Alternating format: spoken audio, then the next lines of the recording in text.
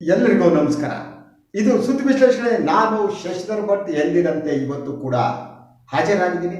ನನ್ನ ಈ digital ವಾಹಿನಿಯನ್ನು like ಮಾಡಿ, ಸಬ್ಸ್ಕ್ರೈಬ್ ಮಾಡಿ, ಹಾಗೆಯೇ ಬೆಲ್ ಐಕಾನನ್ನು ಪ್ರೆಸ್ ಮಾಡೋದು ಮರಿಬೇಡಿ. ನನ್ನ ಪ್ರತಿ ವಿಶ್ಲೇಷಣೆ ಕೂಡ ಅದರ ನೋಟಿಫಿಕೇಶನ್ ತಮಗೆ ತಲುಪುತ್ತೆ.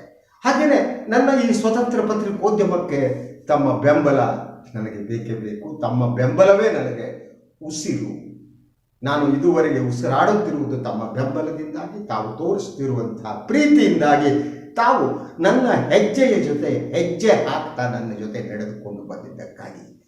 ತಮ್ಮ ಬೆಂಬಲ ಏನಿದೆ ಆ ಬೆಂಬಲ ಸದಾ ಮುಂದುವರಿಲಿ. ಇವತ್ತು ಕಾಂಗ್ರೆಸ್ ರಾಜಕಾರಣದ ಬಗ್ಗೆ ನಾನು ಮಾತನಾಡ್ತಾ ಇದ್ದೀನಿ. ನಿನ್ನೆಯಿಂದ ರಾಜ್ಯ ವಿಧಾನಸಭೆಯ ಅಧಿವೇಶನ ನಡೀತಾ ಇದೆ. ಶಾಸಕರುಗಳು ಪ್ರಮಾಣ ವಚನವನ್ನು ಸ್ವೀಕರಿಸ್ತಿದ್ದಾರೆ. ಒಬ್ಬೊಬ್ಬರು ಶಾಸಕರು ಒಬ್ಬೊಬ್ಬರ ಹೆಸರಿನಲ್ಲಿ ಪ್ರಮಾಣ ವಚನ ಸ್ವೀಕರಿಸ್ತಿದ್ದಾರೆ. ಕೆಲವೊಮ್ಮೆ ನಗು ಬರುತ್ತೆ. ಸಂವಿಧಾನದ ಮೇಲೆ ಪ್ರಮಾಣವನ್ನು ಸ್ವೀಕರಿಸಬೇಕಾದವರು ಯಾವುದಾದ್ರೂ ವ್ಯಕ್ತಿಗಳ ಮೇಲೆ ಸ್ವೀಕರಿಸ್ತಿದ್ದಾರೆ. ಅವರು ಹಣೆ ಬರ ಬಿಡಿ ಮಾಡ್ಕೊಂಡು ಹೋಗಲಿ ಅದು. ಸೊ ಇದು ಒಂದು ವಿಚಾರ. ಆದರೆ ಬಹಳ ಪ್ರಮುಖವಾಗಿ ರಾಜಕೀಯ ವಲಯದಲ್ಲಿ ವಿಧಾನಸಭೆಯ ಮೊಗಸಾಲೆಯಲ್ಲಿ ಈ ಎರಡು ವಿಚಾರಗಳ ಬಗ್ಗೆ ಗಂಭೀರ ಚರ್ಚೆ ನಡೀತಿದೆ. ಒಂದು ವಿಚಾರ, ಅದು ಸಂಪುಟ ವಿಸ್ತರಣೆ ಯಾವಾಗ ಸಂಪುಟ ವಿಸ್ತರಣೆ ಆಗುತ್ತೆ ಅನ್ನುವ ಪ್ರಶ್ನೆ.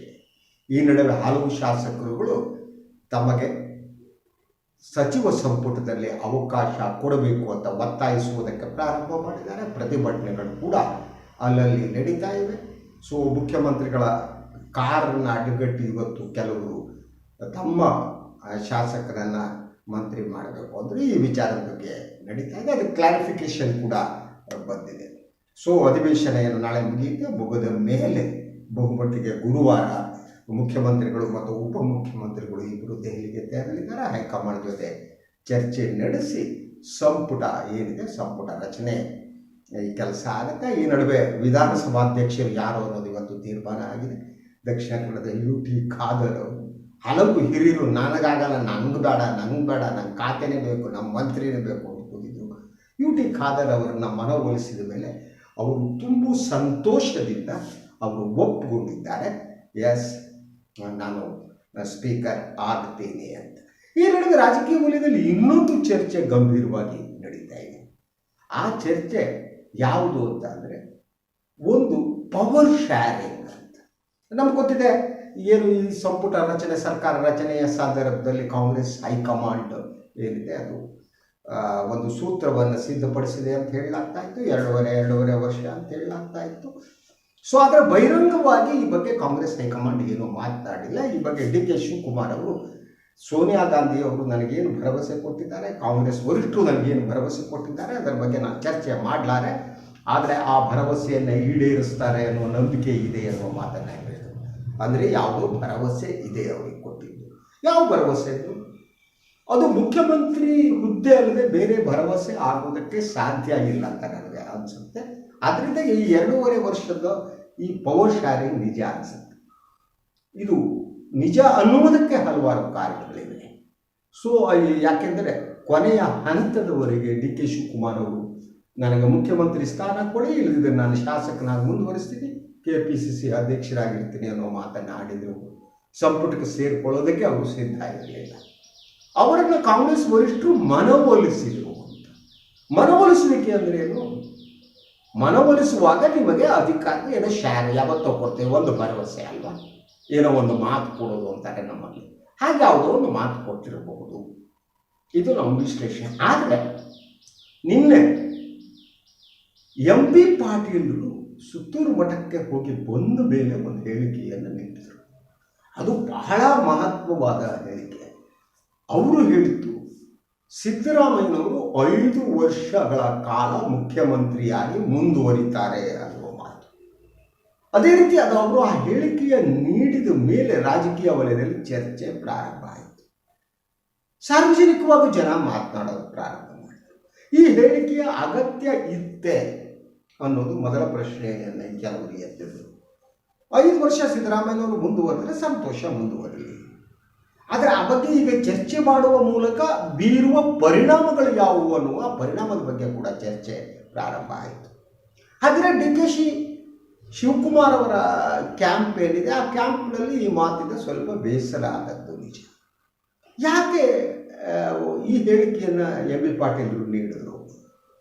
ನಿಮ್ಮನ್ನು ಸ್ವಲ್ಪ ಫ್ಲ್ಯಾಶ್ ಬ್ಯಾಕಿಗೆ ತಗೊಂಡು ಹೋಗೋಕ್ಕೆ ಇಷ್ಟಪಡ್ತೀನಿ. ತಾವೆಲ್ಲ ಟಿ ವಿಗಳಲ್ಲಿ ನೋಡಿರಬಹುದು.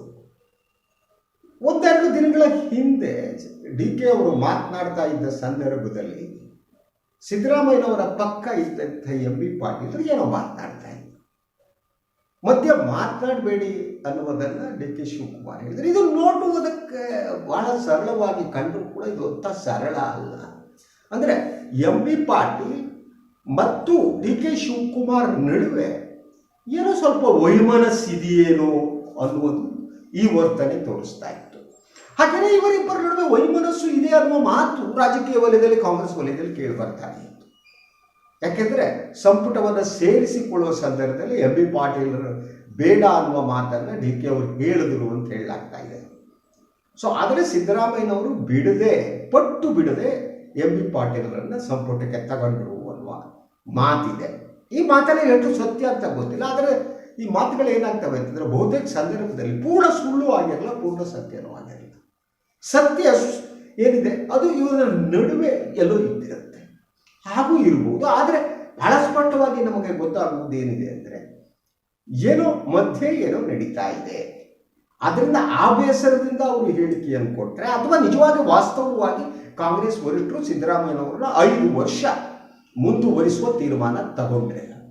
This is the question. ಹಾಗಿದ್ರೆ ಈ ವಾತಾವರಣದ ಬಗ್ಗೆ ನಾನು ಮಾತನಾಡುವ ಇಂಥ ಹೇಳಿಕೆಗಳೇನಿವೆ, ಇಂಥ ಹೇಳಿಕೆಗಳು ಬೀಳುವ ಪರಿಣಾಮ ಏನಿದೆ ಅದು ಬಹಳ ಮುಖ್ಯವಾದದ್ದು.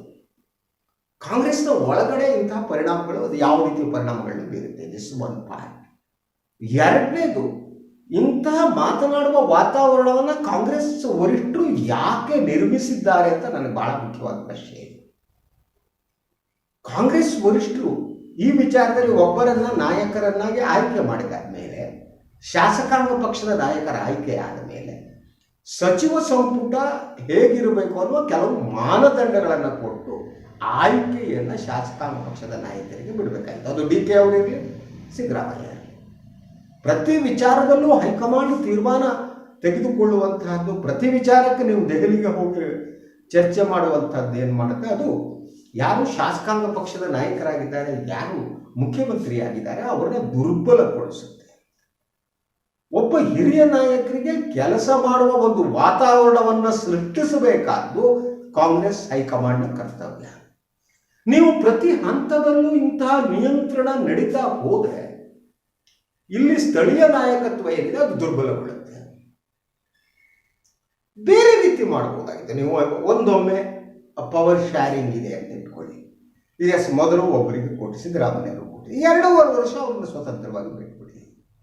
ಅದಾದ ಮೇಲೆ ನೀವು ಡಿ ಕೆ ಅವರನ್ನು ಮುಖ್ಯಮಂತ್ರಿ ಮಾಡಿದರೆ ಅವರಿಗೆ 2 ವರ್ಷ ಸುಮ್ಮನೆ ಬಿಟ್ಬಿಡಿ. ಅದನ್ನು ಬಿಟ್ಟು ಅವರನ್ನು ಇವ್ರ ಪರವಾಗಿ ಇಷ್ಟು ಜನ, ಇವ್ರ ಪರವಾಗಿ ಇಷ್ಟು ಜನ, ನಮ್ಮ ಪರವಾಗಿ ಇಷ್ಟು ಜನ, ಈ ರೀತಿ ವ್ಯಾಪಾರ ಏನಿದೆ ಇದು ಒಂಥರ ಎಮ್ಮೆ ವ್ಯಾಪಾರ, ಎಮ್ಮೆ ಮಾರುಕಟ್ಟೆ ಅನ್ನುವ ರೀತಿಗೆ ಬಂದು ತಲುಪಿಬಿಡುತ್ತೆ ರಾಜಕಾರಣ. ಅದರ ಜೊತೆಗೆ ಸ್ಥಳೀಯ ನಾಯಕತ್ವವನ್ನು ದುರ್ಬಲಗೊಳಿಸುವ ಮೂಲಕ ಕಾಂಗ್ರೆಸ್ ಏನಿದೆ ಅದು ಪವರ್ಫುಲ್ ಆಗಲ್ಲ. ಸ್ಥಳೀಯ ನಾಯಕರು ಪವರ್ಫುಲ್ ಆಗಿದ್ದರೆ ಮಾತ್ರ ಕಾಂಗ್ರೆಸ್ ನಾಯಕತ್ವಕ್ಕೆ ಶಕ್ತಿ ಬರುತ್ತೆ. ನೀವೇನೇ ಸ್ಥಳೀಯ ನಾಯಕತ್ವವನ್ನು ದುರ್ಬಲಗೊಳಿಸ್ತಾ ಹೋದರೆ ultimately Congress party will suffer. ಅದರ ಜೊತೆಗೆ ಜನ ಏನಿದ್ದಾರೆ ತೀರ್ಪು ಕೊಟ್ಟಿದ್ದಾರೆ. ಒಂದು ಬಿಜೆಪಿಯ ಆಡಳಿತದ ಬಗ್ಗೆ ಬೇಸರ ಆಗಿದೆ, ಭ್ರಷ್ಟಾಚಾರದ ಬಗ್ಗೆ ದುಃಖ ಆಗಿದೆ. ಜನ ಬೇಸತ್ತಿದ್ರು ಬಿಜೆಪಿ ಸರ್ಕಾರದ ಬಗ್ಗೆ. ಭ್ರಷ್ಟಾಚಾರ ಪ್ರತಿ ಹಂತದಲ್ಲೂ ಭ್ರಷ್ಟಾಚಾರ ನಡೀತಾ ಇತ್ತು. ಬೆಲೆ ಏರಿಕೆಯಿಂದ ಜನ ತತ್ತರಿಸಿದ್ರು. ಈ ಬಗ್ಗೆ ಆಲೋಚನೆ ಮಾಡೋದು. ಅದು ಬಿಟ್ಟು ಬೇರೆ ವಿಚಾರಗಳ ಬಗ್ಗೆ ಮಾತನಾಡಿದರೆ ಮತ್ತೆ ಸಾಮಾನ್ಯ ಜನರ ಸ್ಥಿತಿ ಏನು? ಒಂದು ನಿಮಿಷ ಈ ಬಗ್ಗೆ ಕಾಂಗ್ರೆಸ್ ವರಿಷ್ಠರು, ಕಾಂಗ್ರೆಸ್ ನಾಯಕರು ಯೋಚನೆ ಮಾಡಿ.